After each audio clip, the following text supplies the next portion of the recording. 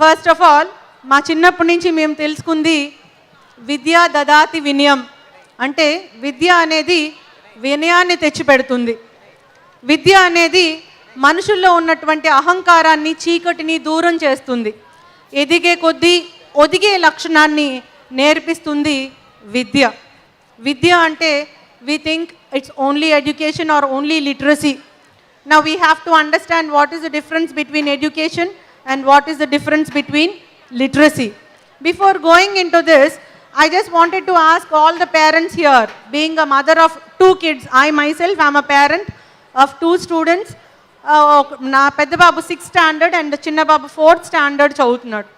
So as a parent, I just wanted to communicate with you or have a dialogue with you by sharing only one thing. Guru Brahma, Guru Vishnu, Guru Devo Maheshwaraha. Guru Sakshat Parabrahma, Tasmai Shri Gurave Namaha. ఈ మంచి వచనాలు similar వచనాలుగా కానీ లేకపోతే వాటి తాత్పర్యం కానీ అంటే భాష్యం means తాత్పర్యం ఆ భాష్య రూపంలో కానీ ఎంతమంది పేరెంట్స్ మన పిల్లలకి పాఠాలుగా కానీ బెడ్ టైమ్ స్టోరీస్గా కానీ మోరల్ స్టోరీస్గా కానీ ఎంతమంది చెప్పగలుగుతున్నాం అనేది మనందరం కూడా ఒకసారి ఇంట్రాస్పెక్ట్ చేసుకోవాలి.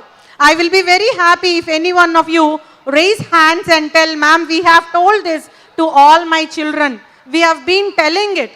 గురువులే చాలా ఇంపార్టెంట్. మనిషి అనిపించుకోవడానికి మనిషిగా బ్రతకడానికి గురువు చేసినటువంటి బోధనే కీలకం అని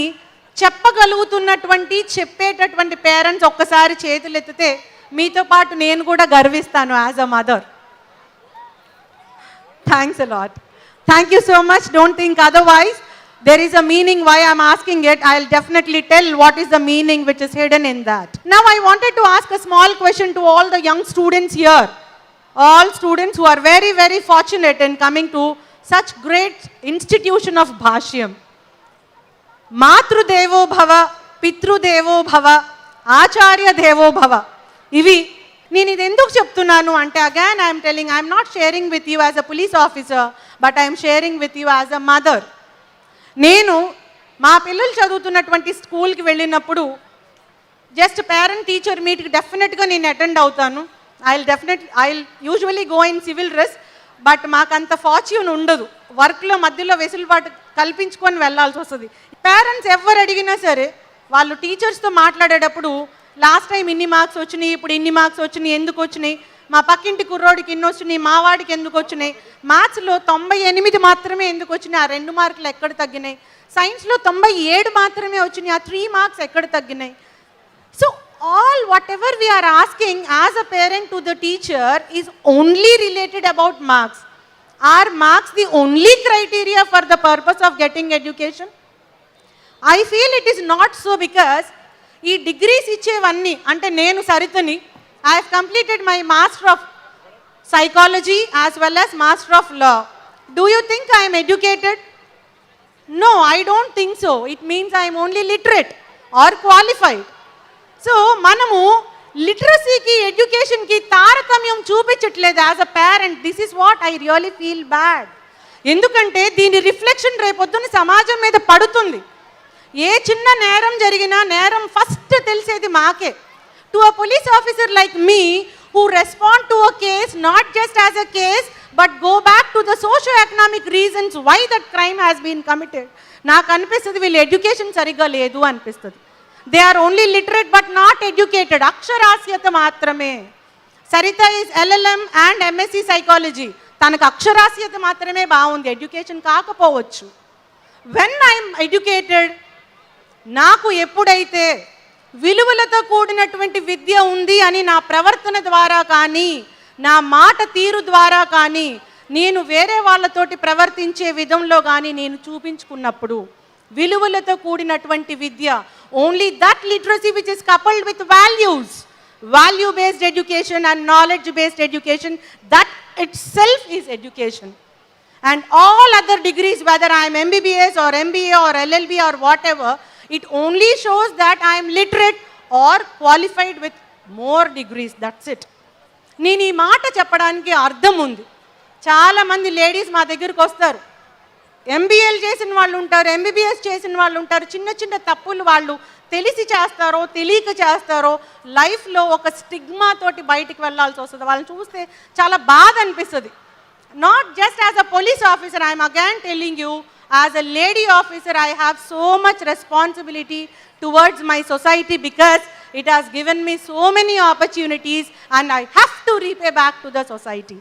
Coming back to again my earlier topic, parents వెళ్ళి టీచర్స్ అడిగినప్పుడు మార్కుల గురించి అడిగితే నాకు బాధ అనిపిస్తుంది అన్నాను. మరి మేడం మీరేం అడుగుతారు అని అడగొచ్చు.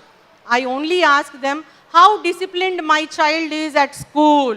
Is he respecting his teachers or not? Or వాళ్ళ అమ్మ డిఎస్పీ కాబట్టి 2-3 టైమ్స్ జరిగింది మా అబ్బాయికి వాడి బుక్ కవర్ పేజ్లో వాడి ఫ్రెండ్ కవర్ పేజ్లో నా ఫోటో పడిందంట. అది వాళ్ళలో డిస్కషన్ వచ్చి సిద్ధార్థ్ వాళ్ళ మదర్ ఫోటో పేపర్ మీద బుక్లో పడింది అంటే బుక్ కవర్ మీద ఉంది మాది లేదు అని.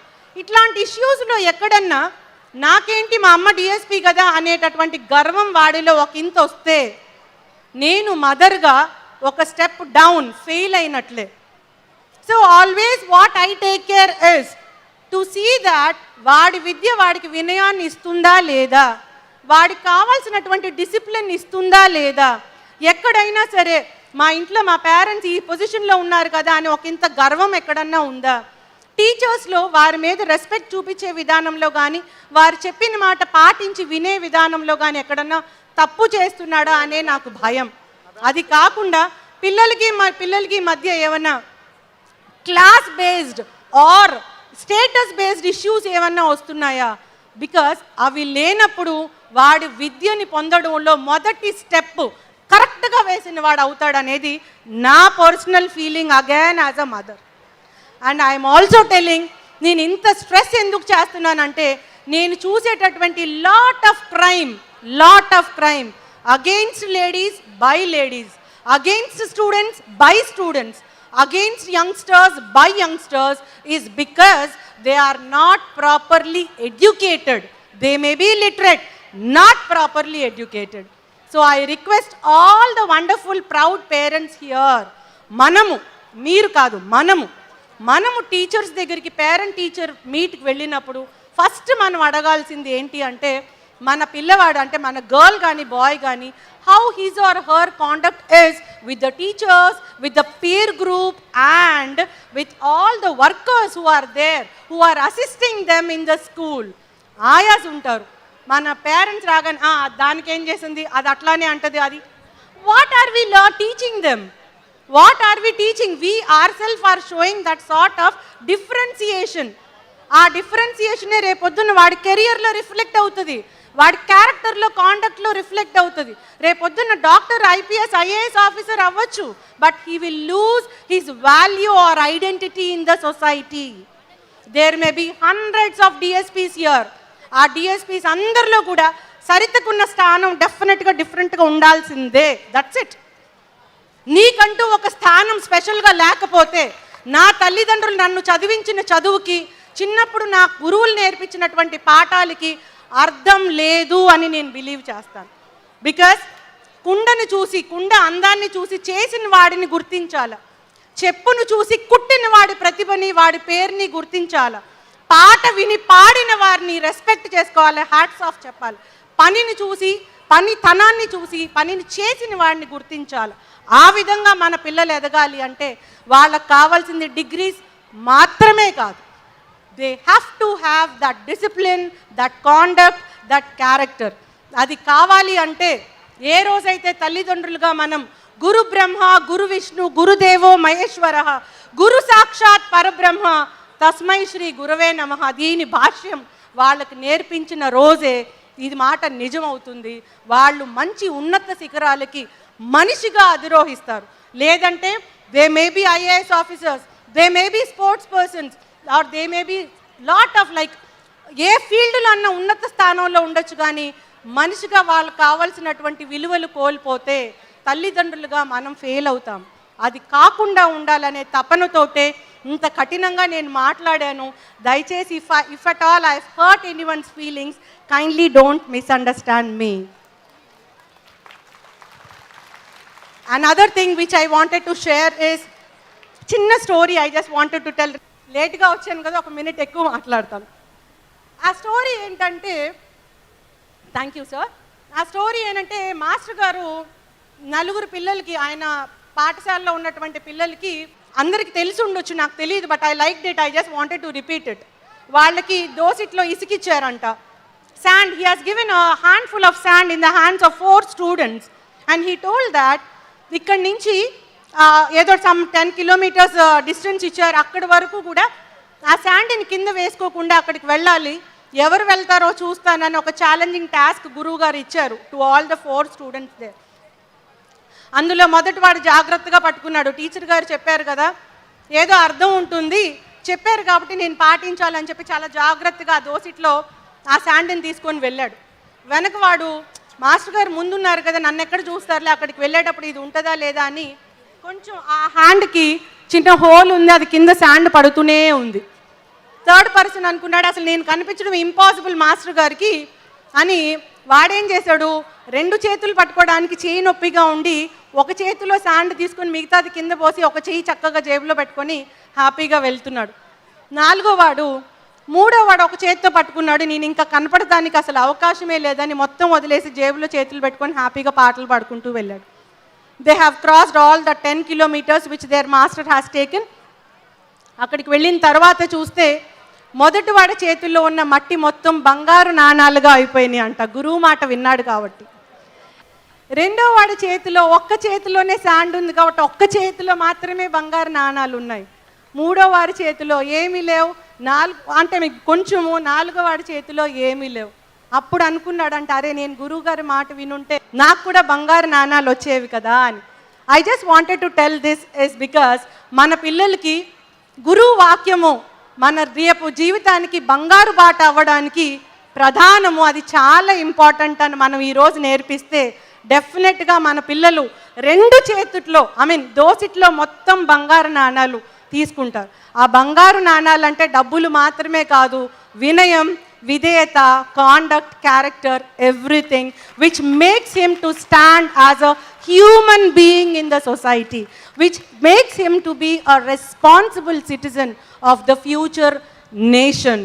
So I request all the proud parents here, kindly tell this story to your students, to your children, and see that me child, girl or boy, whatever, from Bhashyam school, రేపొద్దున ఇట్లానే ప్రౌడ్గా మా సిద్ధార్థ్ లాగా వచ్చి ఒక గెస్ట్గా వచ్చి he has to tell that I have gone to so and so places just because of all the values which are taught by Bhashyam school అని మీ పిల్లలు కూడా 2 చేతుల్లో ఆ conduct, character and responsible citizen అనిపించుకునేటటువంటి 2 చేతుల్లో దోసెట్లో బంగారు నాణాలు ఉండాలని చెప్పి మనస్ఫూర్తిగా కోరుకుంటున్నాను.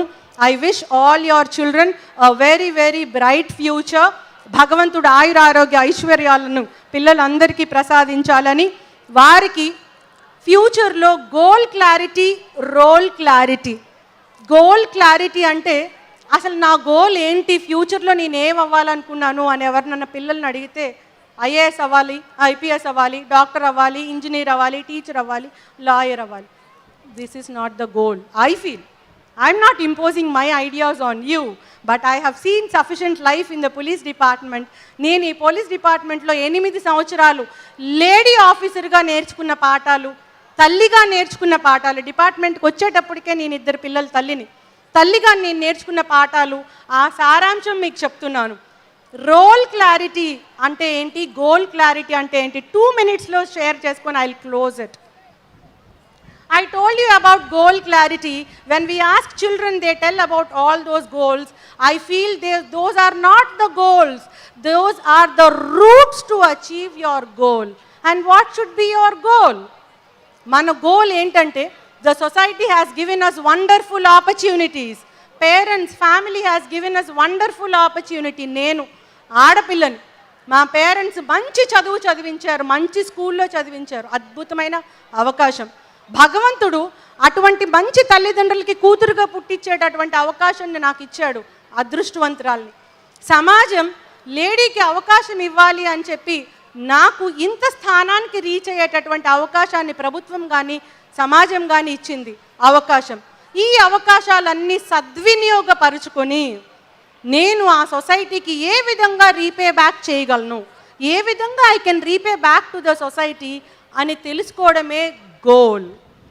ఆ గోల్ రీచ్ అవ్వడానికి మార్గము, it is only the route to reach your goal is this police officer, IAS officer, teacher, lawyer, singer, dancer, what ever.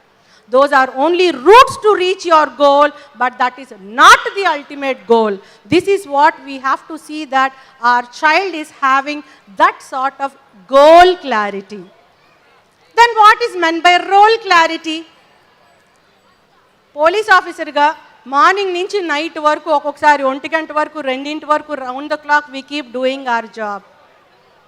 చాలామంది మా దగ్గర తప్పులు చేసి తప్పటడుగులు వేసి మా దగ్గరికి వస్తారు. వచ్చి అప్పుడు కన్ఫెస్ అవుతారు. కన్ఫెస్ అయినా పెద్దగా వచ్చేది లేదు. లైఫ్లో పడాల్సిన బాధ, కావాల్సినటువంటి చేదు అనుభవం ఆల్రెడీ చూసేస్తారు. వాళ్ళకేంటంటే రోల్ క్లారిటీ లేదు అనేది నా ఫీలింగ్.